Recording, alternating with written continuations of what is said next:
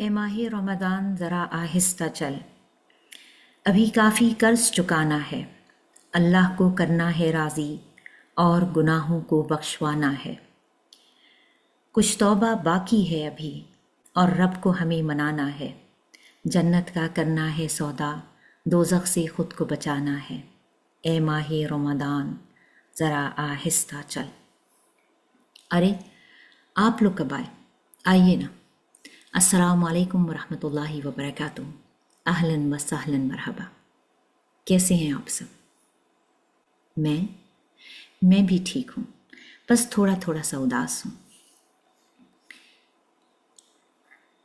کل ہی کی بات لگتی ہے جیسے نور کے حالے میں ایک قدم رکھا تھا، اور آج شہر القرآن ہمارا بہت پیارا مہمان، یہ بہت خوبصورت مبارک رمضان ہم سے جدا ہونے کی والا ہے۔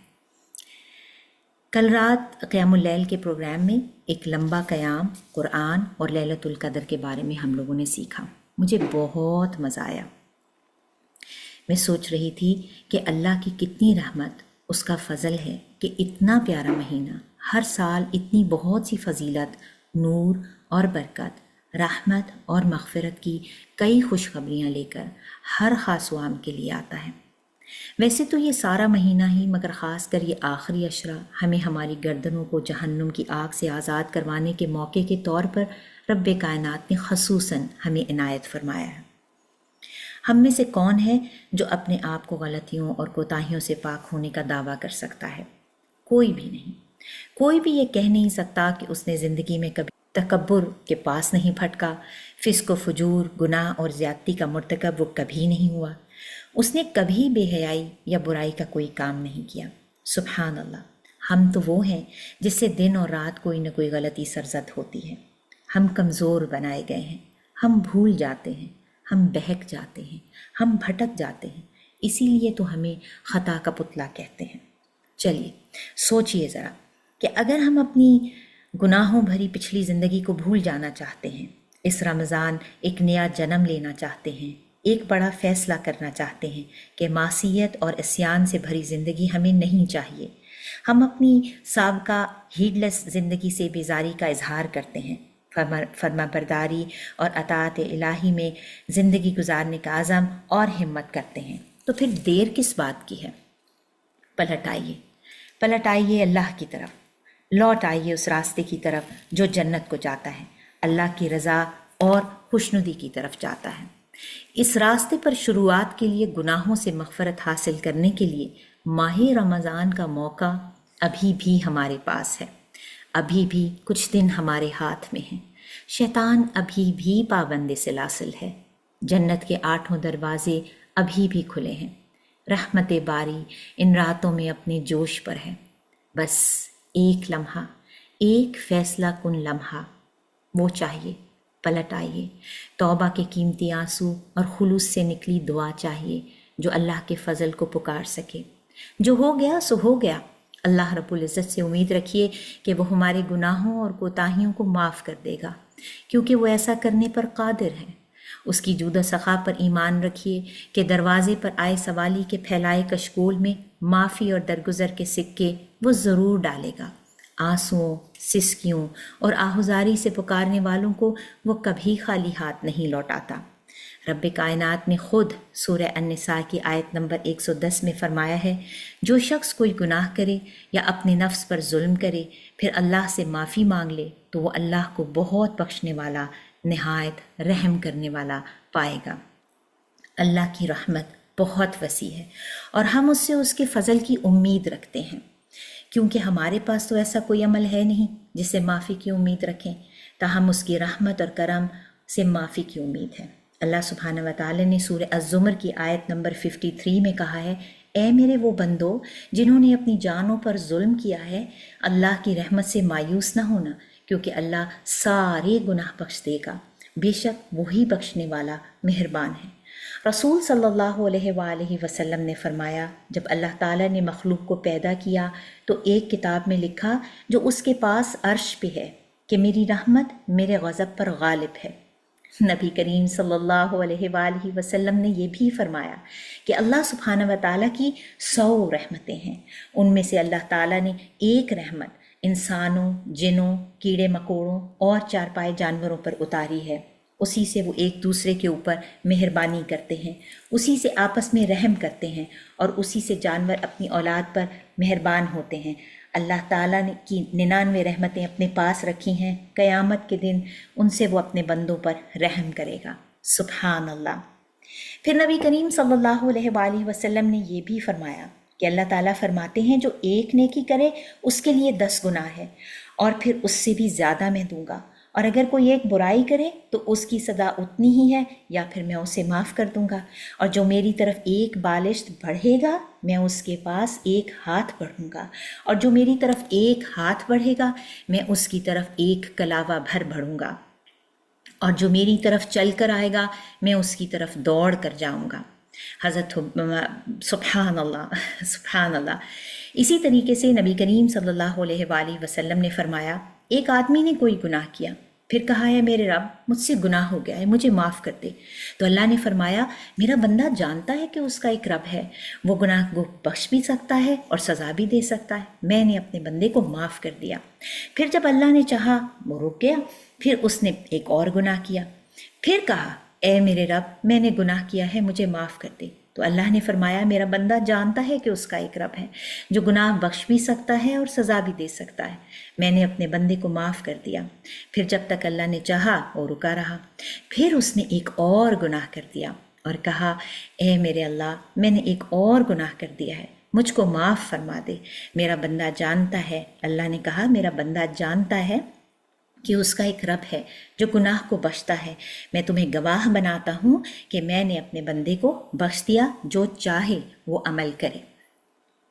صحیحین میں حضرت عمر بن خطاب رضی اللہ عنہ کی حدیث مبارکہ ہے کہ رسول صلی اللہ علیہ وآلہ وسلم کے پاس قیدی لائے گئے، ان میں ایک قیدی عورت دوڑتی پھرتی تھی، جب وہ قیدیوں میں کسی بچے کو دیکھتی تو اسے پکڑ کر اپنے پیٹ سے لگا لیتی اور اسے دودھ پلاتی، تو رسول صلی اللہ علیہ وآلہ وسلم نے فرمایا کیا تم دیکھتے ہو کہ اس عورت کو اگر اس کا اپنا بچہ مل جائے تو کیا وہ اسے آگ میں پھینک دے گی؟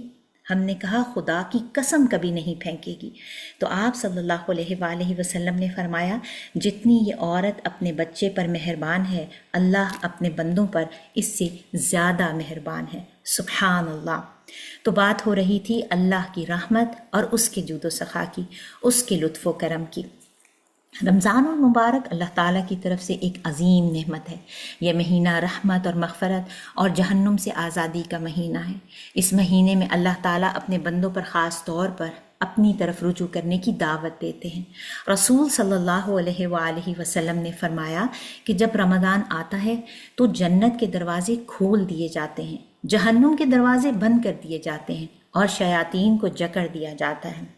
جب رحمت کے دروازے کھل جائیں تو بندے کے لیے سب سے بڑا عمل استغفار اور توبہ ہے۔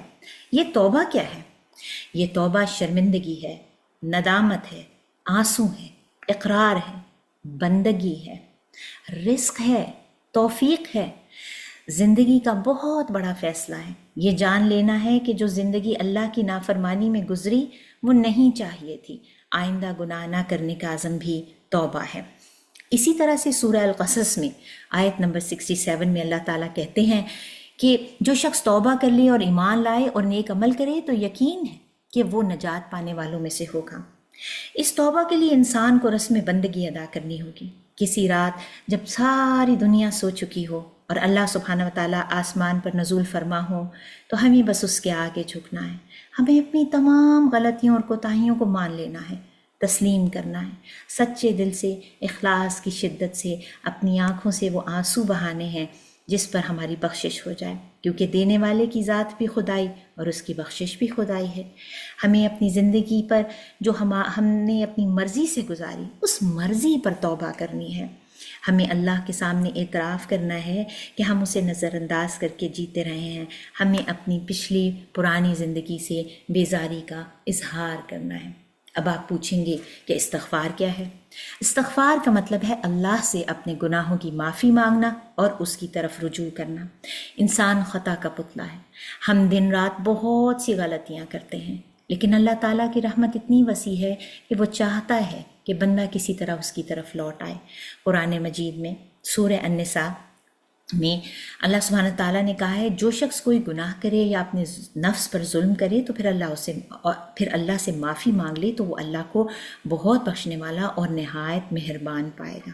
تو بس پھر کیا چاہیے؟ رمضان بخشش اور مغفرت کا مہینہ ہے، اس سے بہتر اور کیا موقع ہوگا؟ رسول صلی اللہ علیہ وآلہ وسلم نے فرمایا جو شخص ایمان اور ثواب کی نیت سے رمضان کے روزے رکھے گا اس کے پچھلے تمام گناہ جو ہیں وہ معاف کر دیے جائیں گے۔ پھر اسی طرح سے رسول صلی اللہ علیہ وآلہ وسلم نے فرمایا جو شخص ایمان اور ثواب کی نیت سے راتوں میں قیام کرے گا تو اس کے بھی پچھلے تمام گناہوں کو جو ہے وہ معاف کر دیا جائے گا۔ تو پھر بد نصیب کون ہے؟ رسول صلی اللہ علیہ وآلہ وسلم نے فرمایا کہ وہ شخص ذلیل ہو جائے جس نے رمضان پایا اور رمضان گزر گیا مگر اس کی مغفرت نہیں ہوئی۔ استغفار سے غافل وہی شخص ہوتا ہے جو اس کے فوائد اور برکات سے نابلد ہو، یہ جانتے ہوئے بھی کہ قرآن اور سنت استغفار کے فضائل سے بھرے پڑے ہیں۔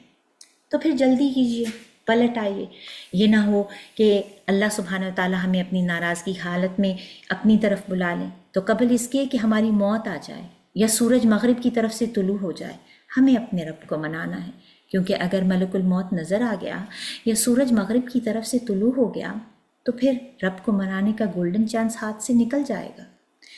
نبی کریم صلی اللہ علیہ وآلہ وسلم نے فرمایا ہے اللہ نے مغرب کی طرف توبہ کا ایک دروازہ کھولا ہے جس کی چوڑائی 70 سالوں کی طے ہونے والی مسافت کے برابر ہے، اور وہ دروازہ اس وقت تک بند نہیں ہوگا جب تک مغرب کی طرف سے سورج طلوع نہ ہو جائے۔ وہ کسی نے کہا ہے نا داغ تیرے دامن کا دھلے نہ دھلے، نیکی تیرے ترازو میں تلے نہ تلے، آج ہی گناہوں سے کر لے توبہ، کیا پتہ کل تیری آنکھ کھلے نہ کھلے۔ سبحان اللہ۔ اللہ سبحانہ وتعالی دن رات لوگوں کو اپنی طرف پلٹنے کی دعوت دیتے ہیں۔ سبحان اللہ۔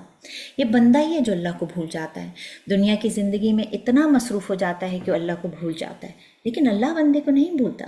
وہ اقبال کا شعر ہے نا جس میں انہوں نے یہ کہا تھا کہ اللہ تعالیٰ کی طرف سے ایک شکوہ یہ ہے کہ ہم تو مائل بکرم ہیں کوئی سائل ہی نہیں، راہ دکھلائیں کسی کوئی راہ رو منزل ہی نہیں۔ سبحان اللہ۔ نبی کریم صلی اللہ علیہ وآلہ وسلم نے فرمایا ہے اللہ عز و جل ہر رات اپنا ہاتھ پھیلاتا ہے تاکہ دن کو گناہ کرنے والا توبہ کر لے، اور دن کے وقت ہاتھ پھیلاتا ہے تاکہ رات کو گناہ کرنے والا توبہ کر لے، یہاں تک کہ سورج مغرب سے طلوع ہو جائے۔ سبحان اللہ۔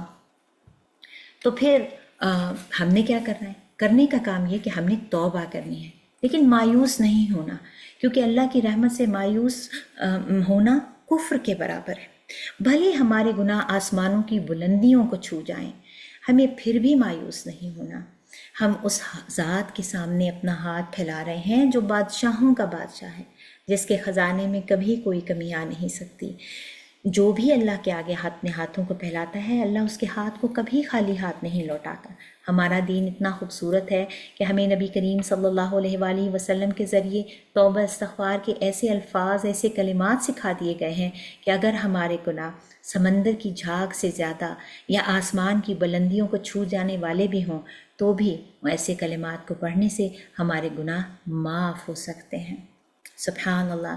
سورہ الزمر کی آیت نمبر 53 میں اللہ سبحانہ وتعالیٰ کہتے ہیں کہو اے میرے وہ بندو جنہوں نے اپنی جانوں پر زیادتی کی ہے اللہ کی رحمت سے مایوس نہ ہونا، یقیناً اللہ سارے گناہ معاف کر دے گا، یقیناً وہ بہت بخشنے والا نہایت رحم والا ہے۔ آپ کو معلوم ہے کہ جب ہم توبہ کرتے ہیں تو ہماری توبہ سے اللہ کو کتنی خوشی ہوتی ہے۔ آپ کو ایک اور بہت پیاری سی حدیث مبارکہ سناتی ہوں۔ نبی کریم صلی اللہ علیہ وآلہ وسلم فرماتے ہیں جب کوئی بندہ توبہ کرتا ہے تو اللہ اس کی توبہ پر اتنے خوش ہوتے ہیں جیسے جنگل میں کسی کی کوئی سواری بھاگ گئی ہو اور اسی پر اس کے کھانے پینے کا سامان بھی ہو، اور وہ جب نہ ملے تو بندہ مایوس ہو کر کسی درخت کے نیچے آ لیٹے اور پھر اسی حالت میں سو جائے، اور جب وہ اٹھے تو اچانک سے اپنی سواری کو اپنے سامنے کھڑا پائے، وہ اس کی نکیل پکڑ کر جذبات مسرت سے مغلوب ہو کر کہے اے اللہ تو میرا بندہ اور میں تیرا رب ہوں، شدت مسرت سے وہ غلطی کر جاتا ہے، اس بندے کی خوشی سے بھی زیادہ خوشی اللہ تعالیٰ کو اپنے بندے کی توبہ پر ہوتی ہے۔ یہ صحیح مسلم کی حدیث تھی، میں نے حدیث کا مفہوم بیان کیا ہے، حدیث کے ایگزیکٹ ورڈز میں نے بیان نہیں کیے سمجھانے کی خاطر۔ سبحان اللہ۔ آپ یہ دیکھیے کہ اللہ سبحانہ تعالیٰ ہمارے اگر کسی عمل سے خوش ہوتے ہیں تو ہمیں اور کیا چاہیے؟ ہماری توبہ سے اللہ خوش ہوتے ہیں تو ہمیں کیا چاہیے؟ توبہ کے بہت سارے فضائل ہیں، اتنے کہ شاید میں آپ کو گنوا بھی نہ سکوں۔ مثلاً یہ کہ اللہ عز و جل کی محبت کے حصول کا ذریعہ ہے، یہ عذاب الہی سے نجات کا ذریعہ ہے، یہ جنت میں داخلے اور آگ سے بچنے اور آخرت میں کامیابی کا ذریعہ ہے، یہ بندے کے اعمال کی قبولیت اور اس کے گناہوں سے درگزر کرنے کا ذریعہ ہے۔ توبہ ہر مشکل کشائی اور حاجت روائی کے لیے ہے۔ تنگی کے راستے سے نکلنے کی کنجی بھی توبہ ہی ہے، بخشش اور رحمت الہی پانے کا سبب ہے، گناہوں کو نیکیوں میں بدلنے کا موجب ہے، دنیا اور آخرت کی بھلائیاں پانے کا ذریعہ ہے، ایمان کی بڑھوتری اور اجر عظیم پانے کا ذریعہ ہے، فرشتوں کی دعاؤں کے حصول کے ذریعے حاصل کرنے کا ذریعہ ہے۔ ایسی اطاعت ہے جو اللہ عز و جل کو مطلوب و مقصود ہے، دل کو پر نور بنانے اور چمکانے کا ذریعہ ہے نا بہت سے فائدے؟ سبحان اللہ۔ اور یہ صرف ہمارے لیے نہیں بلکہ تمام انبیاء اکرام کی بھی یہی سنت رہی ہے۔ سبحان اللہ۔ میں اکثر یہ بھی سوچتی ہوں کہ انبیاء تو گناہوں سے معصوم ہوتے ہیں، مگر پھر بھی ہمیں تمام انبیاء اللہ سے بخشش اور استغفار طلب کرتے نظر آتے ہیں، اور ہمارے پیارے نبی حضرت محمد صلی اللہ علیہ وآلہ وسلم کی عادت مبارکہ میں کثرت سے استغفار کرنا تھا، حالانکہ آپ صلی اللہ علیہ وآلہ وسلم کے گزشتہ اور پیوستہ تمام لغزشوں کو اللہ سبحانہ و تعالیٰ معاف کر چکے تھے۔ صحیح البخاری میں نبی کریم صلی اللہ علیہ وآلہ وسلم نے فرمایا ہے، اللہ کی قسم میں دن میں 70 مرتبہ سے زیادہ اللہ سے استغفار کرتا ہوں۔ اسی طرح سے صحیح مسلم کی حدیث 2702 کے مطابق نبی کریم صلی اللہ علیہ وآلہ وسلم ایک دن میں 100 مرتبہ سے زیادہ استغفار کیا کرتے تھے۔ اسی طرح سے ابو ہریرہ رضی اللہ عنہ سے مروی ہے کہ میں نے نبی کریم صلی اللہ علیہ وآلہ وسلم سے زیادہ کسی کو استغفر اللہ و اتوب الیہ کہتے نہیں سنا۔ آپ صلی اللہ علیہ وآلہ وسلم نماز کا سلام پھیرتے ساتھ سب سے پہلے 3 مرتبہ کہتے تھے استغفر اللہ استغفر اللہ استغفر اللہ، اور پھر نماز کے بعد والے اذکار کو پڑھا کرتے تھے۔ اسی طرح سے حضرت عائشہ زوجہ رسول رضی اللہ عنہا سے مروی ہے کہ رسول صلی اللہ علیہ وآلہ وسلم وفات سے پہلے اکثر اوقات یہ فرمایا کرتے تھے سبحان اللہ و بحمدہ استغفر اللہ و اتوب الیہ۔ اور رمضان کی راتوں میں خاص کر ایک آخری عشرے کے لیے آپ صلی اللہ علیہ وآلہ وسلم نے جو دعا حضرت عائشہ رضی اللہ عنہا کو سکھائی وہ کون سی ہے؟ اللہم انک عفو تحب العفو فاعف عنی۔ سوچنے کا مقام یہ ہے کہ نبی کریم صلی اللہ علیہ وآلہ وسلم اتنی بار استغفار فرماتے تھے تو ہمیں اس کی کتنی ضرورت ہوگی؟ یقین مانیے فتنوں سے بھرے اس دور میں دنیا اور آخرت میں کامیابی کا ضامن کوئی چیز نہیں، اگر ہے تو وہ صرف استغفار ہے۔ استغفار نیک لوگوں کی عادت، متقی لوگوں کا عمل اور مومنوں کا اوڑھنا بچھونا ہے، اور سلف صالحین کے عمل سے، ان کی زندگی سے بھی ہمیں استغفار کی اہمیت کی بہت ساری مثالیں ملتی ہیں۔ مثلا ایک مرتبہ حضرت حسن بصری رحمہ اللہ کے پاس کچھ لوگ آئے اور مختلف شکایتیں کی۔ ایک نے کہا بارش نہیں ہو رہی، آپ نے فرمایا استغفار کرو۔ دوسرے نے کہا غربت بہت ہے، آپ نے فرمایا استغفار کرو۔ تیسرے نے کہا اولاد نہیں، آپ نے فرمایا استغفار کرو۔ اور پھر سورہ نوح کی آیت نمبر 10 اور 12 سے لے کے 12 تک کی آیات کو تلاوت فرمایا، جس کے معنی یہ ہیں کہ اپنے رب سے معافی مانگو، بے شک وہ تمہیں بہت بخشنے والا ہے، وہ تم پر آسمان سے خوب بارش برسائے گا اور تمہیں مال اور اولاد دے گا۔ سبحان اللہ۔ آپ دیکھیے استغفار کے کتنے فائدے ہیں۔ استغفار سے بارشیں بھی ہیں، مال اور اولاد بھی ہے، دنیا کی زندگی بھی آسان ہے، آخرت کے اندر بھی اس سے چھٹکارا ہے۔ سبحان اللہ۔ اسی طرح سے امام ربیع بن خثیم اپنے اصحاب سے کہا کرتے تھے، کیا تم جانتے ہو کہ بیماری کیا ہے، اس کا علاج کیا ہے اور شفا کیا ہے؟ کہنے لگے نہیں۔ آپ رحمہ اللہ نے فرمایا بیماری گناہ ہے، اس کا علاج توبہ استغفار ہے، اور شفا یہ ہے کہ تم توبہ کر لو کہ دوبارہ اس کا ارتکاب کبھی نہیں کرو گے۔ اسی طرح سے ابن القیم رحمہ اللہ فرماتے ہیں سورہ حجرات آیت نمبر 11 میں کہ اللہ سبحانہ و تعالیٰ نے بندوں کی 2 ہی قسمیں بتائی ہیں، ایک توبہ کرنے والے اور ایک ظالم، یعنی جو توبہ نہیں کرتے۔ سبحان اللہ۔ ایک اور سلف ابن رجب رحمہ اللہ فرماتے ہیں جس نے بغیر توبہ کیے صبح اور شام کی وہ خطرے میں ہے۔ اسے صبح و شام یہ خوف دامنگیر ہوتا ہے کہ کہیں بغیر توبہ کے اللہ سے ملاقات نہ ہو جائے اور اللہ اس کا شمار ظالموں میں نہ کر دے۔ سبحان اللہ۔ تو دیکھیے نبی کریم صلی اللہ علیہ وآلہ وسلم کی روٹین میں بھی اور اسی طرح سے سلف صالحین کی زندگی میں بھی توبہ استغفار کی بہت اہمیت ہے، اور رمضان میں توبہ استغفار کے کچھ خاص اوقات ہیں جو کہ جن میں کہ دعا رد نہیں کی جاتی۔ کون کون سے؟ نمبر 1، سحری کے وقت، کیونکہ اللہ سبحانہ تعالیٰ نے سورہ الذاریات کی آیت نمبر 18 میں کہا ہے، متقین کی صفت بیان کی ہے کہ وہ سحر کے وقت استغفار کرتے ہیں۔ پھر اسی طریقے سے افطار کے وقت رسول صلی اللہ علیہ وآلہ وسلم کی حدیث مبارکہ جو کہ سنن ابی ماجہ میں 1753 ہے، روزہ دار کی دعا افطار کے وقت رد نہیں کی جاتی۔ سبحان اللہ۔ اور پھر دیکھیے لیلۃ القدر جس کی تلاش میں ہم سبھی ہیں، اور ابھی بھی ہمارے پاس کچھ چانسز باقی ہیں، جس میں نبی کریم صلی اللہ علیہ وآلہ وسلم نے حضرت عائشہ رضی اللہ عنہ کا دعا سکھائی، اور وہ دعا کیا ہے؟ اللہم انک عفو تحب العفو فاعف عنی۔ اے اللہ آپ معاف کرنے والے ہیں، معاف کرنے کو پسند کرتے ہیں، مجھے بھی معاف فرما دیجیے، آمین یا رب العالمین۔ چلیے، تو توبہ کے بہت سارے فائدے بھی ہو گئے، سلف صالحین کی روٹین میں بھی دیکھ لیا، انبیاء کے حوالے سے بھی ہم نے یہ بات کو دیکھ لیا۔ آپ کے ساتھ پلٹ آنے والے لوگوں کے کچھ قصے آپ کے ساتھ سناتی ہوں کہ جو اللہ کی طرف پلٹ آئے، جنہوں نے اپنی زندگی سے توبہ کر لی۔ ہم نے سنی ہے نا ایک حدیث مبارکہ کا ایک حصہ جو میں آپ کے ساتھ بیان کر رہی ہوں، انما الاعمال بالخواتیم، کہ اعمال کا دار و مدار اس کے خاتمے پر ہے۔ انگلش میں ہم کہتے ہیں نا all is well if end is well۔ تو بیسیکلی اگر ہمارا خاتمہ بالایمان ہے تو اس کا مطلب ہے کہ ہم اللہ سبحانہ و تعالیٰ کی سزا سے اور عذاب سے بچ جائیں گے اگر ہمارا حسن خاتمہ ہوگا، اور اللہ تعالیٰ سے دعا ہے کہ اللہ ہم سبھی کا حسن خاتمہ کرے۔ آپ کے ساتھ سب سے پہلی کہانی شیئر کرتی ہوں، زادان کی توبہ۔ سبحان اللہ۔ عبداللہ بن مسعود رضی اللہ عنہ سے روایت ہے کہ ایک دن کوفہ کے نواحی میں ایک جگہ پر سے ان کا گزر ہوا، وہاں پہ کچھ فاسق لڑکے مل کر شراب پی رہے تھے۔ ان میں ایک گیت سنانے والا بھی تھا جس کا نام زادان تھا، وہ سارنگی بجا رہا تھا اور گیت گا رہا تھا، اس کی آواز بہت خوبصورت تھی۔ جب عبداللہ رضی اللہ عنہ نے اس کی یہ آواز سنی تو کہا، یہ آواز کیا ہی اچھی ہے، کاش یہ اللہ کی کتاب کی تلاوت میں ہوتی، اور اپنے سر پر چادر اوڑھی اور چل دیے۔ زادان نے ان کا قول سنا اور کہا، یہ کون تھا؟ لوگوں نے بتایا یہ اللہ سبحانہ تعالیٰ کے رسول صلی اللہ علیہ وآلہ وسلم کے صحابی عبداللہ بن مسعود تھے۔ اس نے پوچھا انہوں نے کیا کہا؟ لوگوں نے کہا وہ کہہ رہے تھے کیا ہی اچھی آواز ہے، کاش یہ اللہ کی کتاب کی تلاوت میں ہوتی۔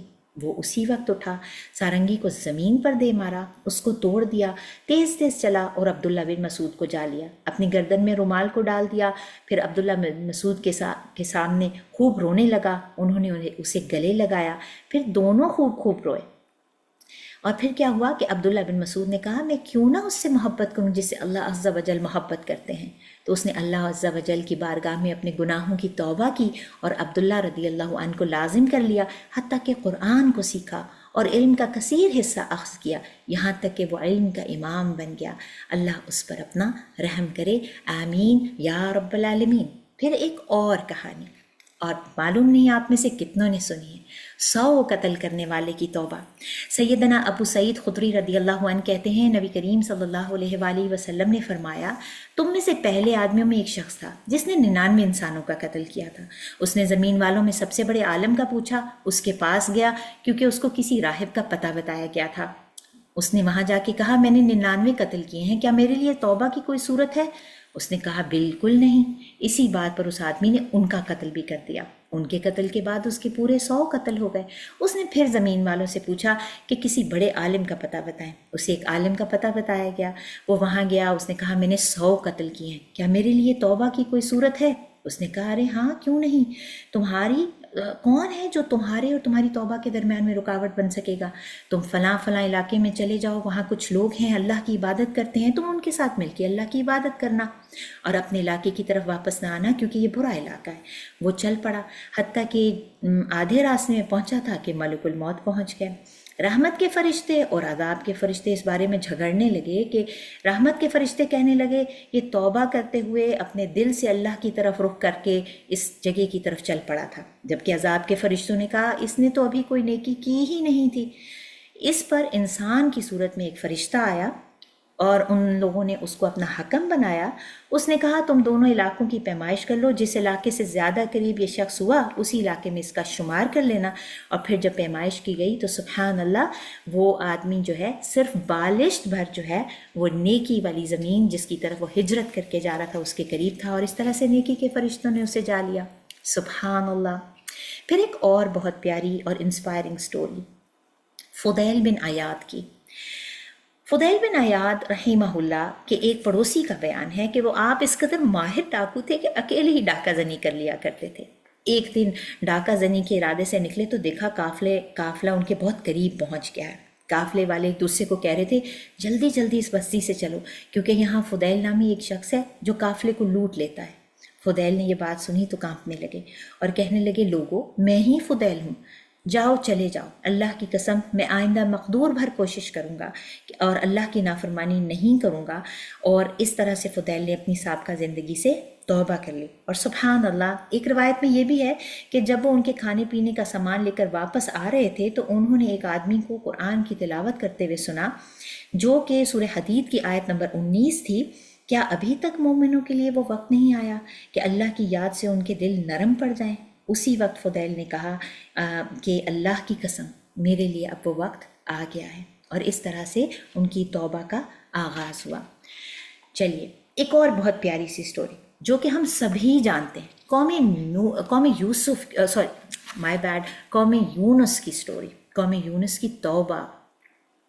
سیدنا یونس علیہ السلام نے دن رات اپنی قوم کو دعوت دی مگر وہ مسلسل انکار کر رہے تھے۔ بالآخر قوم کو اللہ تعالیٰ کے عذاب سے ڈراتے ہوئے یونس علیہ السلام اپنی قوم کو چھوڑ کر چلے گئے، لیکن 3 دن بعد تم لوگوں پر عذاب آ جائے گا۔ تو قوم نے جب عذاب کے کچھ آثار محسوس کیے تو ان کے جو دل تھے وہ حقیقت میں ڈر گئے، وہ مارے خوف اور دہشت کے کانپنے لگے، اپنے بال بچوں اور مویشیوں کو لے کر صحرا کی طرف گئے، ماؤں اور بچوں کو علیحدہ کیا، پھر گریہ زاری سے اللہ تعالیٰ سے دعا کی تو اللہ تعالیٰ نے ان سب کو معاف کر دیا۔ اور سبحان اللہ ان کی اس مجموعی توبہ سے اللہ تعالیٰ نے نہ صرف ہی کہ قبول کی بلکہ انہیں دولت ایمان سے نوازا، اور یہ اعزاز صرف اور صرف اللہ تعالیٰ نے قوم یونس ہی کو دیا ہے۔ بہت ہی پیاری بات کہ ہم نہ صرف یہ کہ انڈیویجول بیسس کے اوپر توبہ کر سکتے ہیں بلکہ ہمیں ایز امت بھی اللہ سبحانہ تعالیٰ سے اپنے گناہوں کی معافی مانگنی ہے۔ پھر ایک آخری سٹوری، اور وہ سٹوری ہے ایک بہت خوبصورت خاتون کی جن کے بارے میں یہ کہا جاتا ہے کہ امام بن ربی حتیم جو ہیں وہ ایک مرتبہ مسجد سے باہر نکل رہے تھے اور ایک خاتون کو کچھ لوگوں نے کہا کہ اگر تم اس امام کو اپنے جال میں پھنسا دو تو ہم تمہیں 1000 درہم دیں گے، اور وہ اس بات پر آمادہ ہو گئی تھی، انتہائی خوبصورت سے کپڑے پہن کر زیب تن کر کے خوشبو لگا کے وہ ان کے سامنے آئی، لیکن جیسے ہی آئی امام صاحب نے کہا اگر تجھے بخار آ جائے اور وہ تیرے رنگ کو تبدیل کر دے تو تیرا کیا حال ہوگا، اور اگر تیرے پاس ملک الموت آ گئے اور تیری شہرت کو کاٹ دے تو پھر تیرا کیا حال ہوگا، اور اگر تیرے پاس منکر نکیر آ گئے اور تم سے سوال کیا تو تم کیا جواب دو گی؟ اور اس بات پر اس عورت نے چیخ ماری، بے ہوش ہو گئی، اور خشیت الہی کے ساتھ اس نے اپنی باقی جتنی بھی زندگی گزاری سچی توبہ کی آئندہ کے لیے، اور سبحان اللہ جس وقت اس کا انتقال ہوا تو خشیت الہی سے اس کا جسم ایسے تھا جیسے کسی درخت کا جلا ہوا تنا۔ سبحان اللہ۔ تو ہمارے لیے بھی تو توبہ کا یہی ٹائم ہے کہ ہم لوگوں نے اپنے گناہوں سے توبہ کر لینی۔ منصور بن عمار رضی اللہ عنہ کہتے ہیں ایک رات میں نکلا، میں نے سمجھا صبح ہو گئی اور جب کہ ابھی رات باقی تھی، میں ایک چھوٹے سے دروازے کے پاس بیٹھ گیا، کیا سنتا ہوں کہ ایک نوجوان کی آواز آ رہی ہے، وہ رو رہا ہے اور وہ کہہ رہا ہے کہ اللہ تیری عزت و جلال کی قسم میں نے تیری نافرمانی کر کے تیری مخالفت کا ارادہ نہیں کیا تھا، جب میں نے تیری نافرمانی کی تھی تو اس لیے نہیں کی تھی کہ مجھے تیری سزا کو جاننا، میں تیری سزا کو نہیں جانتا تھا اور نہ تیری سزا کا نشانہ بننے والا ہوں، اور یہ کہ نہ میں نے تیری نظر کو ہلکا جانا ہے، بلکہ میرے نفس نے میرے اوپر جو ہے میرے اس گناہ کو مزین کر دیا تھا، میری بدنصیبی مجھ پر غالب آ گئی تھی، اور میں اس پردے پر جو تو نے میرے عیبوں پہ ڈال رکھا ہے، میں دھوکے میں آ گیا تھا۔ اب مجھے تیرے عذاب سے کون بچائے گا، اور میں کس کی رسی کو تھاموں گا اگر مجھ سے تیری رسی ٹوٹ گئی تو سبحان اللہ، اس بندے نے کہا کہ اللہ تعالیٰ مجھ پر وہ وقت آ گیا ہے کہ میں اپنے رب سے شرم کرنے لگا ہوں۔ تو حقیقت یہ ہے کہ اپنے رب سے شرم تو مجھے بھی آتی ہے، اور اتنی بہت سی زندگی، اتنی ہیڈلیس زندگی گزارنے کے بعد میں خود بھی یہ کہتی ہوں کہ اے اللہ تعالیٰ، میں دل سے یہ بات کرتی ہوں کہ ہر خطا پر شرمسار ہوں میں، اے خدایا گناہ گار ہوں میں، جان کر بھول کر جو کیا ہے پتہ مجھ کو اس کی سزا ہے، تیری چوکھٹ پہ سر نہ جھکایا، بس زمانے کو اپنا بنایا، اے خدا گناہ گار ہوں میں، ہر خطا پر شرمسار ہوں میں، نیکیوں سے مجھ کو جوڑ دے تو، پھر میرا رخ ادھر موڑ دے تو، میرے سجدوں پہ ایسی نظر کر، میں اندھیروں میں ہوں تو سحر کر، ان دعاؤں میں ایسا اثر دے، رب کعبہ مجھے معاف کر دے، رب کعبہ مجھے معاف کر دے۔ آج آپ سب کے ساتھ استغفار کی یہ تمام اہمیت اور فضیلت کی باتیں صرف اس لیے دہرائی ہیں تاکہ میں آپ کے ساتھ مل کر رمضان کے ان باقی ماندہ دنوں میں ہر لمحے کو قیمتی بناؤں، اپنی زبان کو استغفار سے سجاؤں، اور کیونکہ یہ وہ عبادت ہے جس کے لیے جگہ کی اور وقت کی اور وضو کی اور قبلہ رخ ہونے کی ضرورت نہیں، بس چلتے پھرتے، ڈرائیو کرتے، کھانا پکاتے کرتے ہم ہر وقت یہ کہہ سکتے ہیں اللہم انک عفو تحب العفو فاعف عنی۔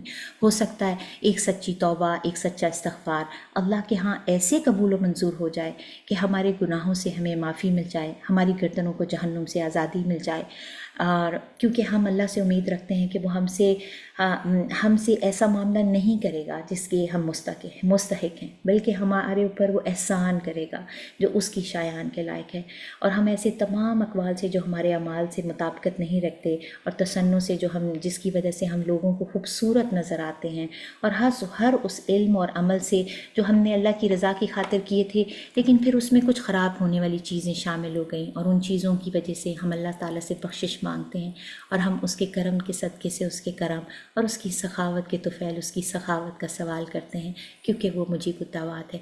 سب تعریفیں اسی کے لیے ہیں، بہت پاکیزہ اور برکت والی تعریفیں، اور ہم اللہ تبارک تعالیٰ سے واقعی یہ دعا کرتے ہیں کہ اللہ تعالیٰ جو آپ کی شان کے، جو آپ کی ذات کے شایان شان ہیں، آپ اس لحاظ سے ہمارے ساتھ بخشش کا معاملہ کریں، آمین یا رب العالمین۔ سبحانک اللہم و بحمدک، نشہد ان لا الہ الا انت، نستغفرک و نتوب الیک۔ السلام علیکم ورحمۃ اللہ وبرکاتہ۔ اللهم إنك عفو تحب العفو فاعف عني، اللهم إنك عفو تحب العفو فاعف عني، اللهم إنك عفو تحب العفو فاعف عني، اللهم إنك عفو تحب العفو فاعف عني۔ الله أكبر الله أكبر، لا إله إلا الله، الله أكبر الله أكبر ولله الحمد، الله أكبر الله أكبر الله أكبر، لا إله إلا الله، الله أكبر الله أكبر ولله الحمد، الله أكبر الله أكبر الله أكبر، لا إله إلا الله۔